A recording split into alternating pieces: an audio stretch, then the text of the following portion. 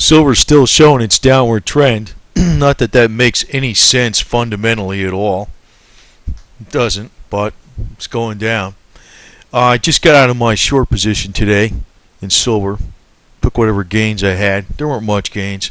I left the gold short position alone. Not that I don't believe that gold is a safe haven or anything like that, or I think it's going down fundamentally. I just think, who knows, it might go down over the next couple weeks.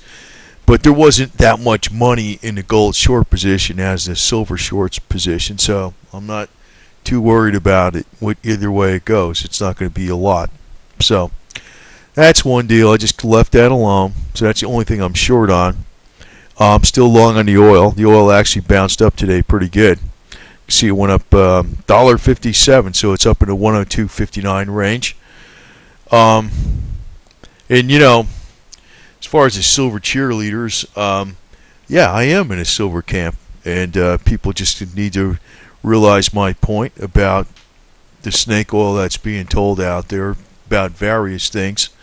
That silver's not the only investment out there, and it's not going to be your savior necessarily. And if you go 100% into any one thing, you're foolish, period, unless you know something. And I think the guys that are telling you to go in there are the ones that know the best. So I'm going to keep repeating this. So I know people have been following me around, kind of know what I think, but there's always new people on here. So I'm just saying, play a little common sense. Buy silver if you don't have any. I'm pretty lopsided on the metal myself, but I know there's a lot of snake oil going on in this stuff, and I don't trust it. I also want to mention again about palladium. I'm about the only person out here on YouTube talks about palladium, so I might as well throw this out here. I actually think it's a better investment than silver in a lot of ways, although I am more lopsided on silver than palladium.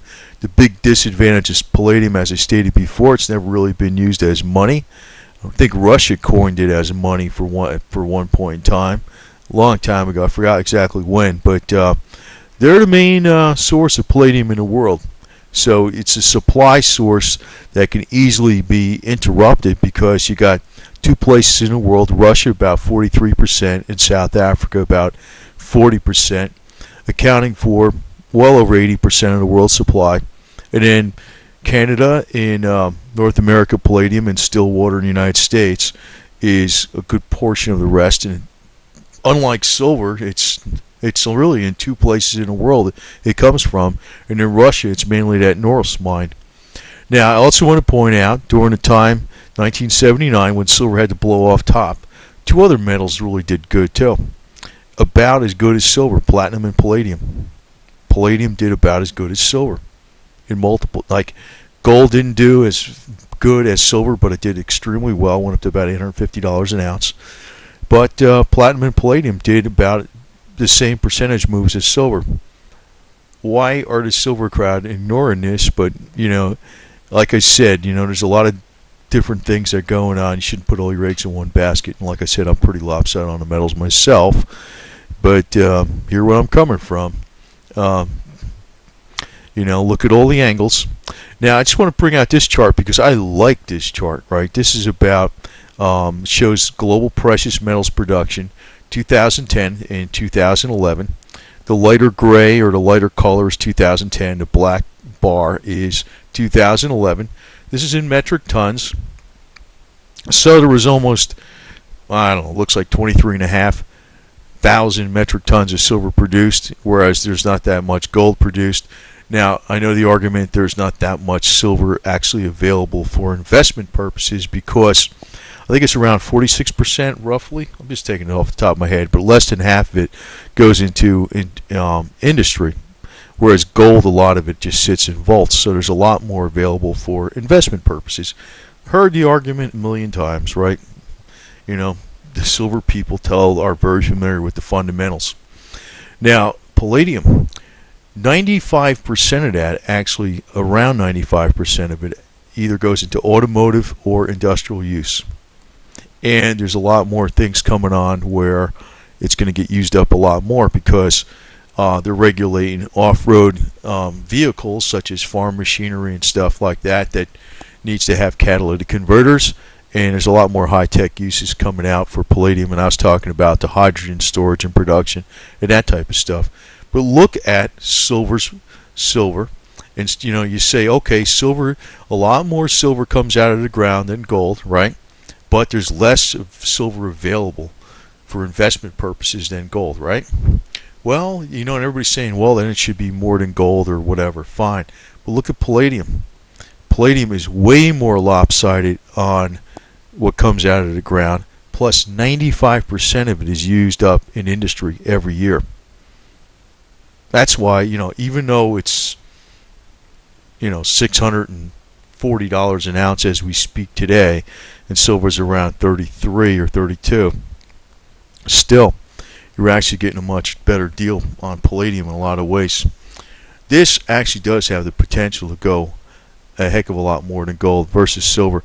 I don't think silver is going to get, well, I think it's crazy to say silver is going to be worth more than gold someday, fundamentally. I think that's nuts. But palladium is probably going to do about as good as silver, even in the short term, like I'm talking about a year, 2 years, 3 years.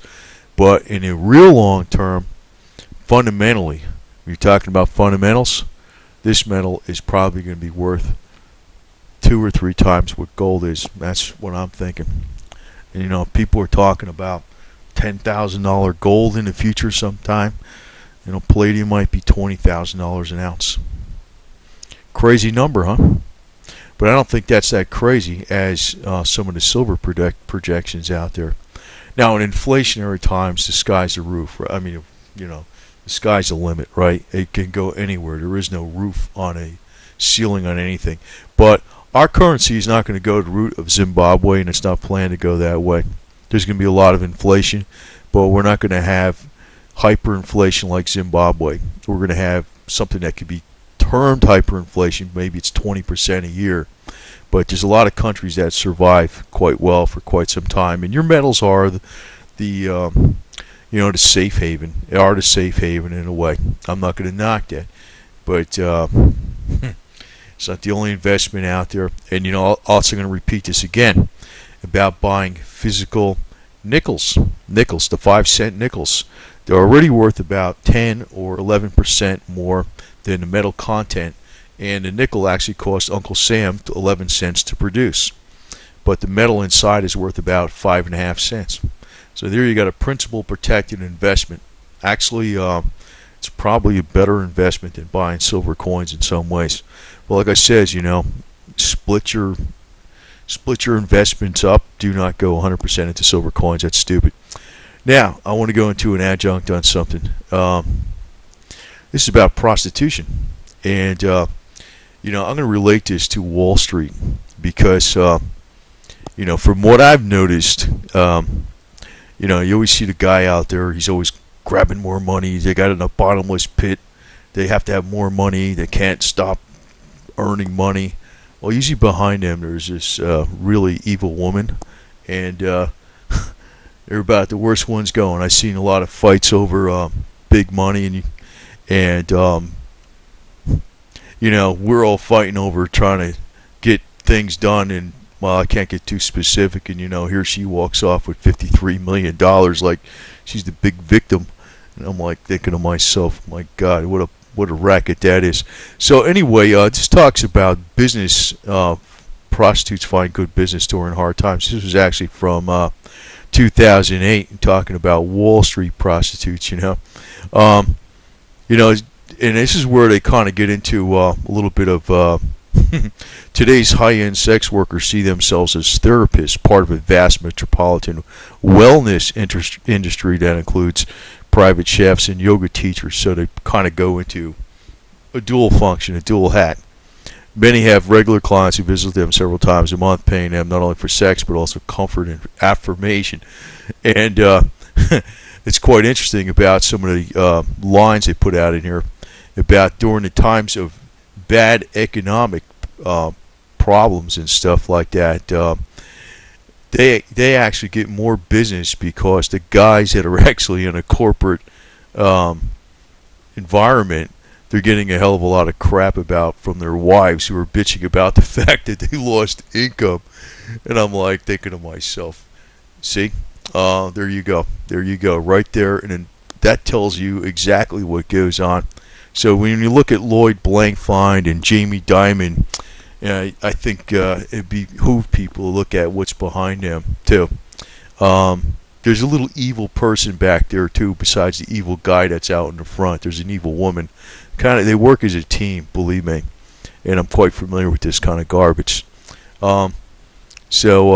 Actually, this would actually be a very smart business to be in, except you got the wacko religious people out there. As far as, they always put down different things, but actually this type of thing is actually not a bad business in any respect, but you have the moralists out there with all their garbage that they put out about what everybody should do and what everybody should be.